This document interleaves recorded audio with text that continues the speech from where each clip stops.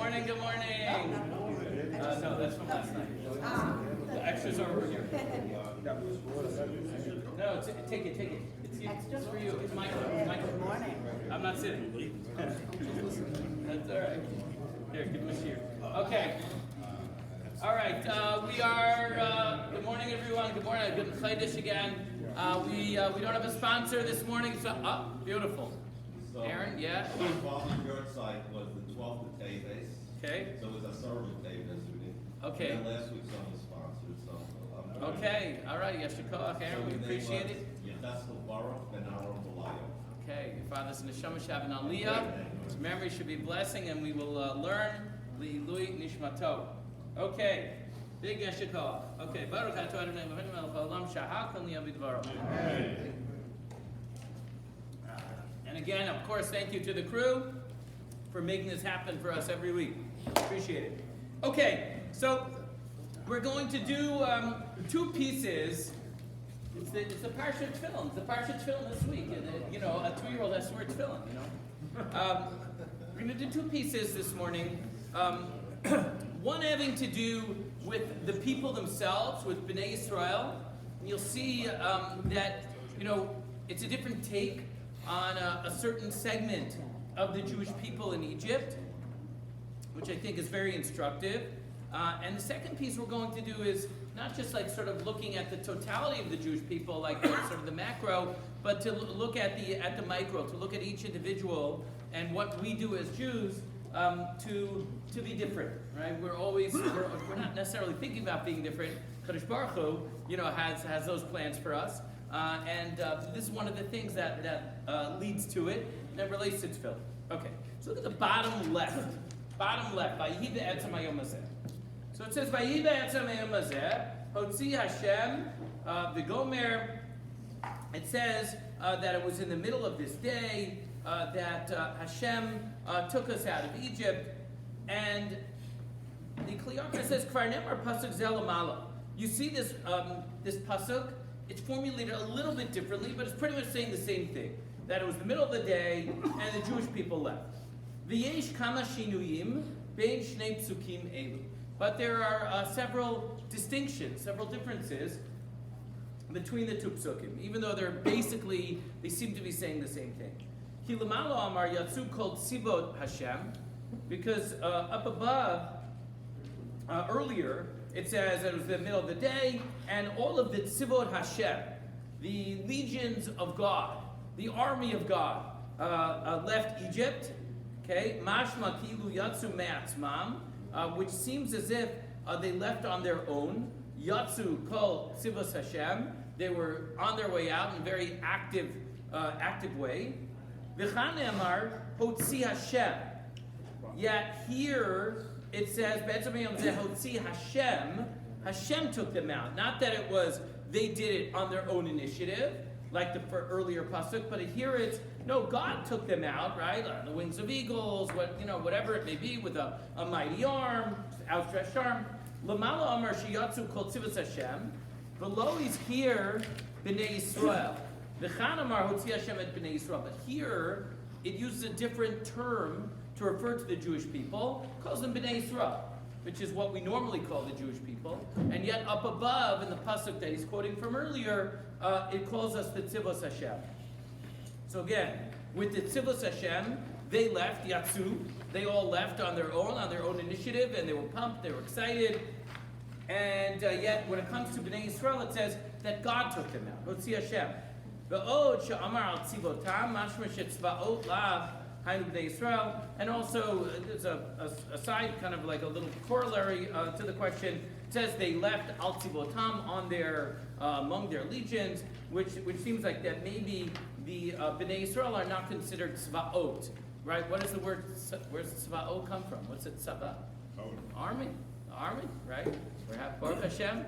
We have representation here in families sitting at this table, 2 families sitting at this table, right? Of the army. Tzvaot, the Jewish people can be tzvaot, but in the pasuk, are they called that? Now, before I continue, I have to say, who remembers the Tzivos Hashem? I spoke about this years ago in Shul. Who remembers the Tzivos Hashem? What's the Tzivos Hashem? That's right, the Chabad. No, you guys don't remember? You get these like packets. Yeah. You get these Why packets. is she out now? Yeah, and you get like these. Yeah. You get like it was like a kids program, and Yeah, right. you get like stickers for every mitzvah you did. You get a sticker, and then you climb higher up in the ranks of the Tzivos Hashem, of the army of God. It was a Chabad militant movement. No, I'm just kidding. And yeah, but it was something, I don't know, all of us, when we grew up in certain places, you remember those things, right? Other people are like, I don't know what you're talking about. There's another one, by the way, I could compare this to. There's an amazing, we're getting towards Purim, towards Pesach. When you get to Pesach, you should see, there's like a YouTube, it's like what yeshivish people say on Pesach, something like that. And it's this guy who talks about all these different things, about cleaning and whatever, how long his Seder was, and my Seder went, till Shavuos, that's how long my Seder, silly things like that. And one of the things, it has the guy going outside, and he sees the mailman, he goes, hey, did I get my charoises? Did you see my charoises? And the mailman's looking at him like, what are you talking about? No, the charoises, it comes in a tin, a metal packet, and it's like brown and hot. And he's like, what's charoises, right? So he's talking about charose. Now, Oscar is smiling. What do you remember? You never got the charose? Yeah, sure we did. The charose. There was this yeshiva. I think it was like Cleveland or something. They sent this dried charose. It was like the charose that they ate in the astronauts ate, in Sputnik. What's the matter with Cleveland? Nothing. It's wonderful. They sent charices, dry charices every year, and it was like brown cracker. It almost looked like those GG crackers today. And we were supposed to pour wine on it, and it would reconstitute. This crazy thing. It was this nut. Like you grew up, like in certain places, you got this charices. Okay. Anyways, so that being said, we continue. So what is the difference? So we flip the page. So what's the difference between the Tzivos Hashem and the Bnei Israel? Who are we talking about?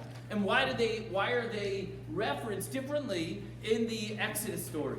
So Karove Lailomar, because we're on the top right of the next page, and it seems to me, Sha'erev Rav Shenidgairu v'yatzu me'atzmam miMitzrayim Kara Katuv Tzivos Hashem.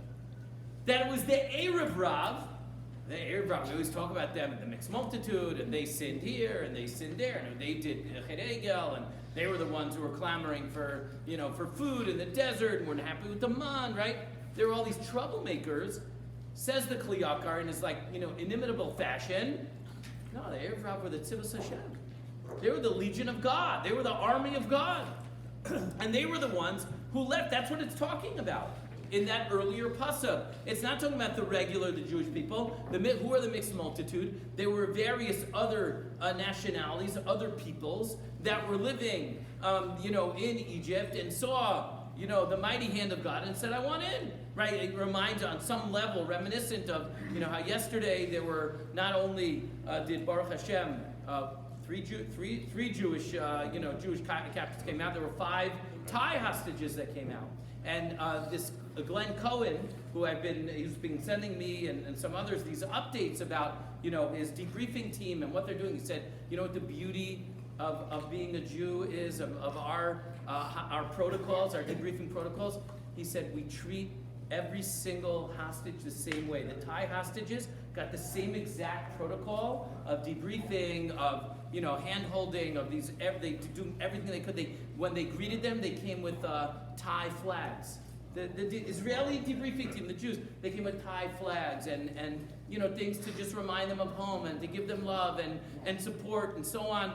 Right? There are people who say, I want to be a part of this project of the Jewish people. They didn't convert. There are many people, I'm sure you noticed that even amongst the hostages, right, maybe that have gotten out already or didn't make it, unfortunately, there are many names that do not sound like Jewish names, and they converted, right? They right, their comments, was it probably Noah Argamani, I think, right, comes from, conversion. Her mother was, of Asian descent.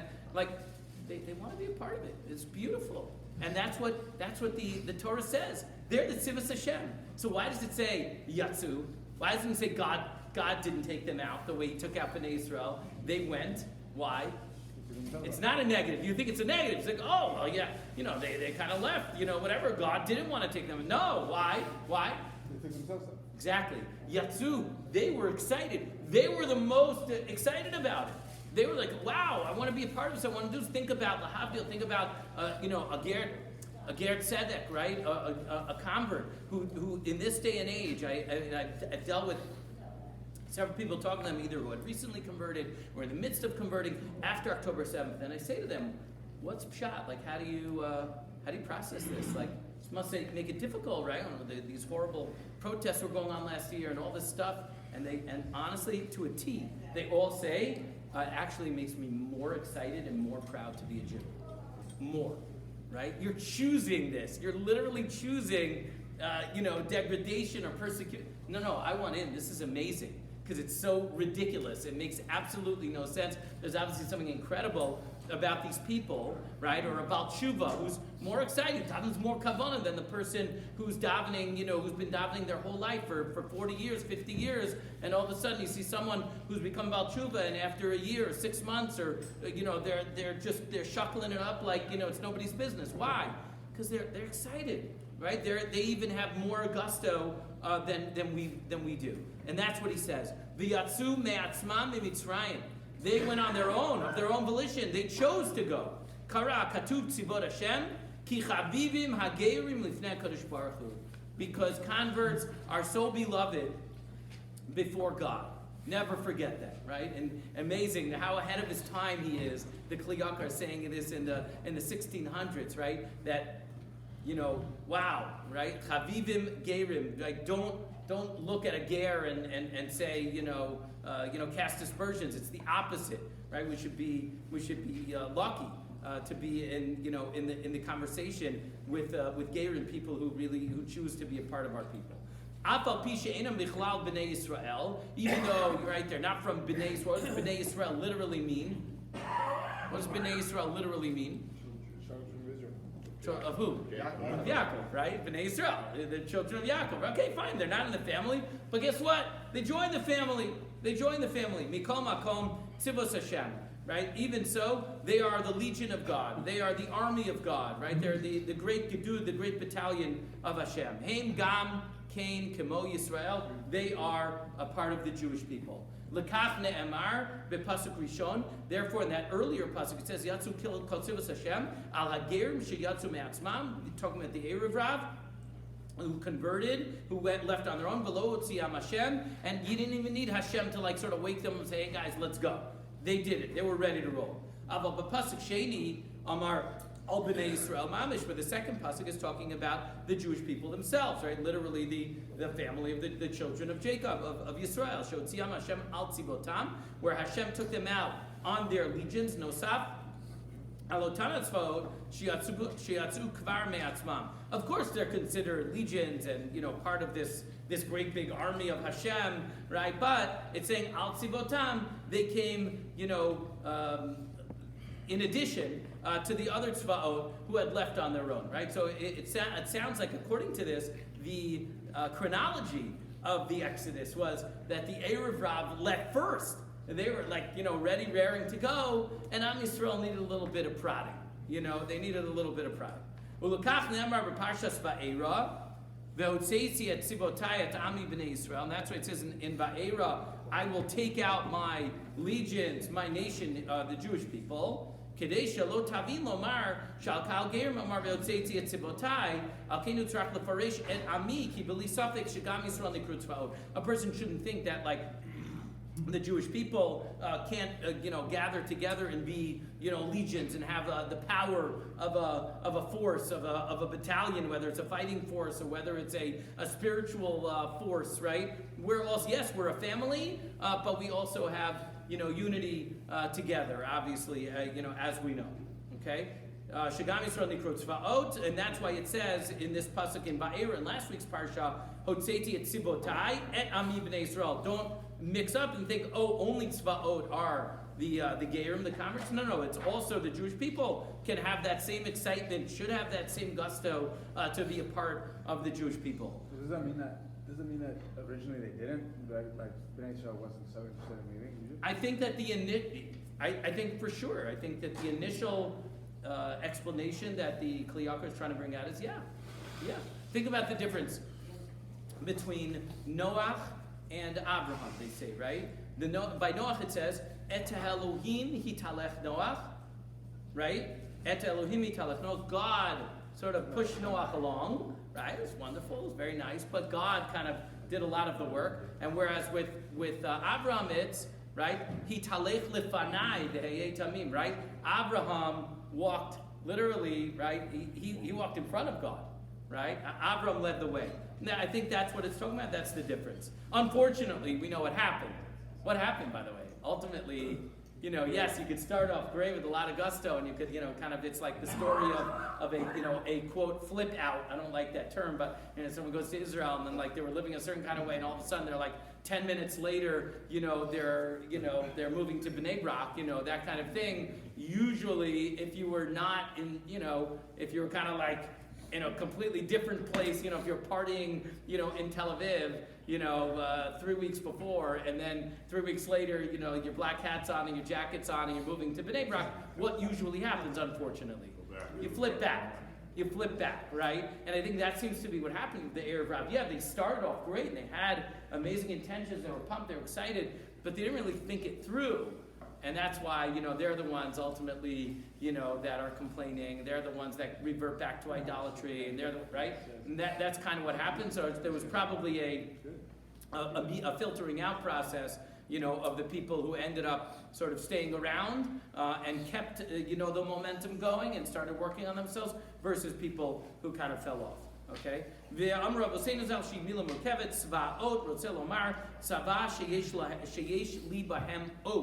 So he says the word tzavaot, really nice. Tzava is the word tzavaot, an army, a company, a band of people that have a sign. What do you mean they have a sign? Right? So the sign of Tzahal is the Degel Yisrael, is the Israeli flag. What's the oat of the Jewish people? Al ot Shabbat, Mila Utfilin. Right? Those are the otot that the Jewish people have. Shabbos, Brit Milah, and Tefillin, right? Those are Bahai La'ot, right? These are the otot, these are the signs, that's our strength. That's who we are. Kishlashtan Nikra'uot, V'Tamo Yadua. All those things are called a sign, and the reason is understood. Okay? And then he said, V'amar b'shneim v'ayid etzem hayom hazeh. Then why does it say for both of them it was the middle of the day? Ki be'erev rav hutzrach lomar ken shi'atzu le'ein kol v'lo yaru min paro malkam. Because again, they were more servants of, they were like kind of part of the Egyptian culture more so than the Jews were, right? They lived in Goshen and so on. So literally to say, we're left in the middle of the day and they weren't afraid of Paro, right? They just went. To me, it really is indicative of the girls, right? They were told, we're dressing up in fatigues. You're going to go and, we're going to put on a show. And what did the girls say? The last Shabbos, the disgusting display. They have them out on a stage. And what are they supposed to do? They wanted to march them around. And they'd be, degraded, pathetic, right? Whatever. And the girls said to each other, with literally guns pointed at them, right? In a hostile crowd in Gaza, after 470 whatever days in captivity, they said to each other, we're going to show strength. They went up there. If you notice, after Shabbos, you're looking, what's going on? They're like, hey, they're waving like it's a rock concert, right? They did that on their own, right? They wanted to be sort of marched around like, degraded, pathetic prisoners, or whatever, and they're like, no, we're leaving, middle of the day. We got this, right? It's unbelievable. It's unbelievable, a 19-year-old girl, right? To have the presence of mind and the Jewish pride to do that. It's amazing, right? So, and he says,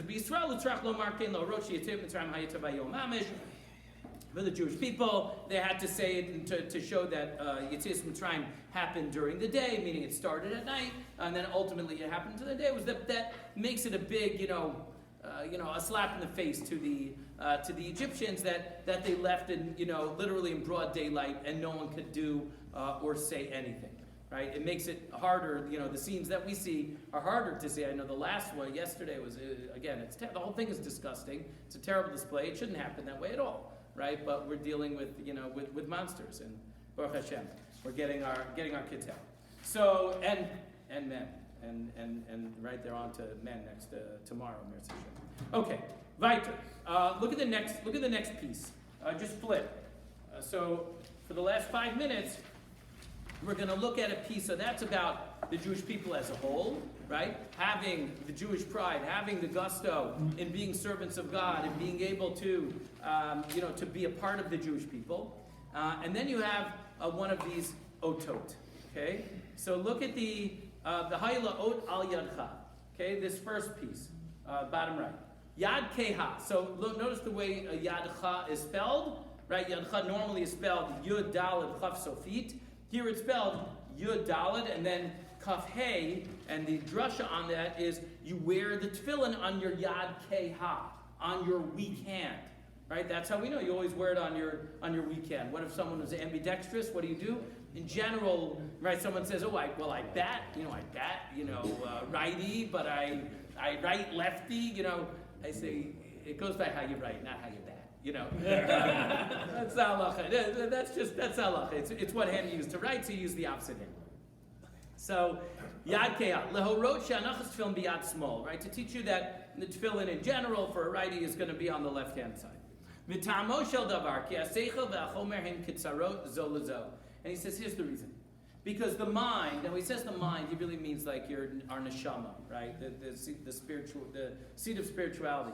Because the mind and the physical are like opposites. They're polar opposites, right? And they each sort of is always, in conflict with the other. Kishezek kam zenofel. When one of them, gets stronger, the other one falls down. And when you kind of suppress the physical, so that's when your mind, your spirituality is able to be more, dominant.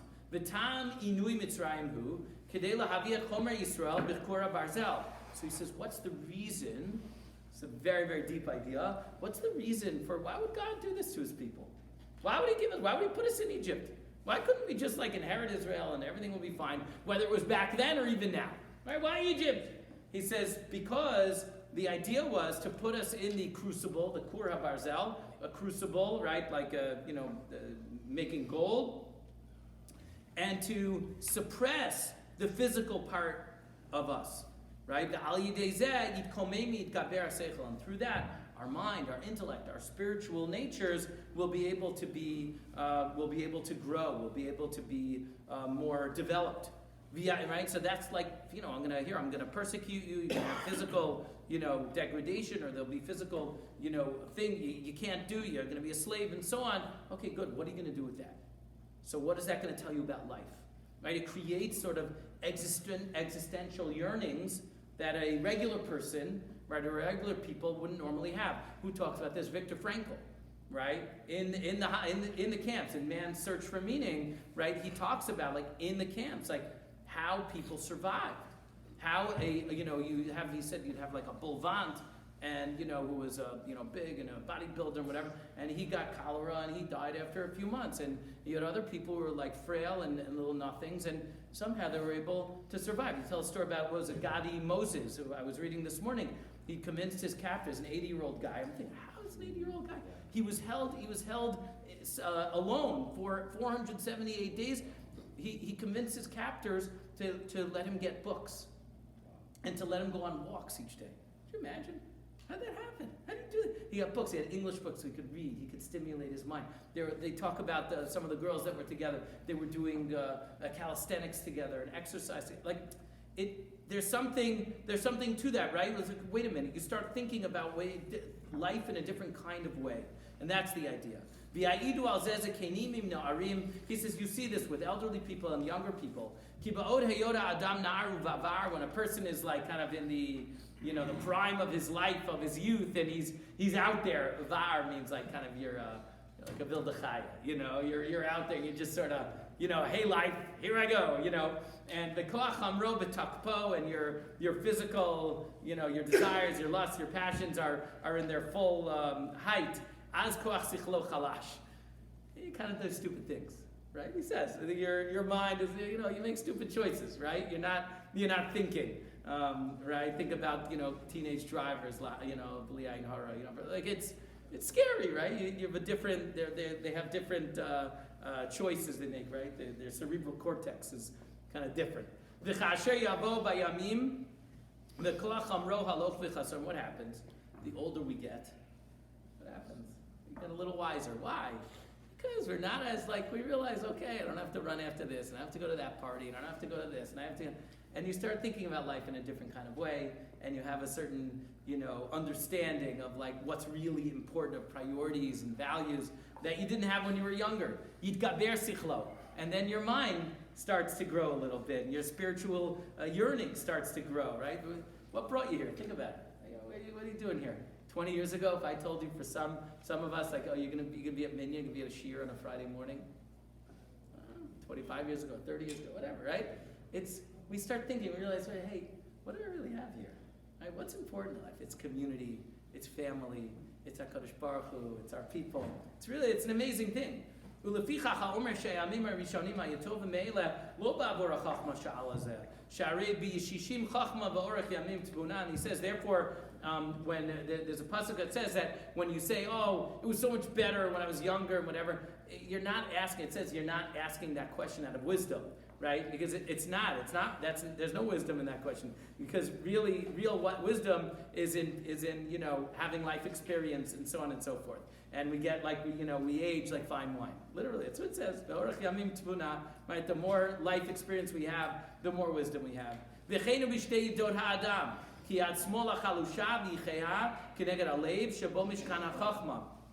says that's pshat here, that our heart is next to the in our by our left hand side. He's like that's the Mishkan HaChachma. Ki hamakom hasichli shebalev gorem sheyado keha ki askanit betashmishe hachomer. Because having your hand, right? Your hand represents being involved in the physical world and so on. And so, in general, we're talking about righties. No offense to any lefties here, but for righties, right, your left hand is going to be weaker because next to the heart, next to the heart, again, we think heart as passion, whatever. It's more of it's a little bit of a Western Christian, rendering. Think about what we say. Petach libi b'toratecha. When I'm saying open my heart to your Torah, yes, in Hasidish, rendering, saying we want your emotion, your passion, yes, but really it's talking about your heart is actually the seat of your wisdom, right? So your hand, the thing that connects you to the physical world, things you do stuff with, right, connected, that's next to the heart, is going to be weaker. Why? Because you have your mind and you realize, I have to make the right choices, right? And so I understand that. On the other side, right, on the right side, it's going to be stronger, right? Because it's further away from the heart. It's poles, Aval yad yamin bimkom hakaved, but the right hand side, he says, which is near your liver. Your liver is associated with physical passion, etc. Kibo mishkan hakoach hamitaveh, and with scotch as well. Kibo mishkan hakoach hamitaveh, and that represents, kind of that desire, that yearning, that passion for things maybe that we shouldn't want. Ve'eno mitnaged al hayad, ki sham ikar kocha. Right? It's actually they're connected. Your right hand side is strong and it's out there, wants to do and wants to whatever, even if it shouldn't. Aval bimkom mishkan haseichel sham hayad keha. And that's but in terms of where our spirituality and our yearning and our existential understanding, that's next to our weaker left hand. וכשהוא אומר כאן והיה לעוד על ידך, כאילו אמר שיהיה לעוד על לבך, כי הלב סיבה לחירות יד. So it should be, when it says it should be a sign on your weak hand, what it's saying is really, it should be a sign that's next to your heart. כי תמה תפילין הוא להיות לאדם לזיכרון במקום משכן השכל שבמוח ושבלב. Right? Because the concept of tefillin is that, what do we have? Where is it? It's right here by the heart, which we said also has to do with intellect, spirituality. And the other tefillah is what? Where? Right? By our mind, literally, by our brain, right? All of our capacity, all of our yearnings, all the things that we want to accomplish in this world should be connected to those kinds of, value-based yearnings and priorities. V'amar b'shel rosh yiyu bein einecha, ki einei v'liba treis surei dechata minhu, al kein shnei mekomot elu tzrichim ledavar hamazkirotam al metzias Hashem yisbarach v'yachalto b'al yedei zeh yashuvu me'aven. He says that's why it says that our tefillin is here between our eyes and the other tefillin, by our heart, because when you talk about kind of the reason for sin, it's our eyes see and then our heart desires, right? So he said those things need to be tempered with the idea that there's a Hashem in this world, and if we have that understanding that there's a Hashem in this world, then ultimately we're going to come to making the right choices. And I'll end the way I ended last night, just to say this beautiful, this incredible, one of the Chatufot who returned with her slogan. And her slogan was, B'derech emunah bacharti, I have chosen the path of faith, u'b'derech emunah shavti. And in that path of faith, I have returned. May we all be zocheh to choose that path of faith, of understanding that there are higher ideals in this world, and Be'ezrat Hashem, we shall all be zocheh to a teshuva gemura, and all of a shuva for all of the hostages. B'ner b'yamein. Amen. Amen. Chanan Kashmir Tzkadosh Baruch Hu L'Zakos Es Yisrael Leficha Chiblam Timritz Shnemar Adonai Chafetz Man Tzidko Yagdater V'Yadir Kaddish Rabbanan. Yisrael Shemir Rabbanan.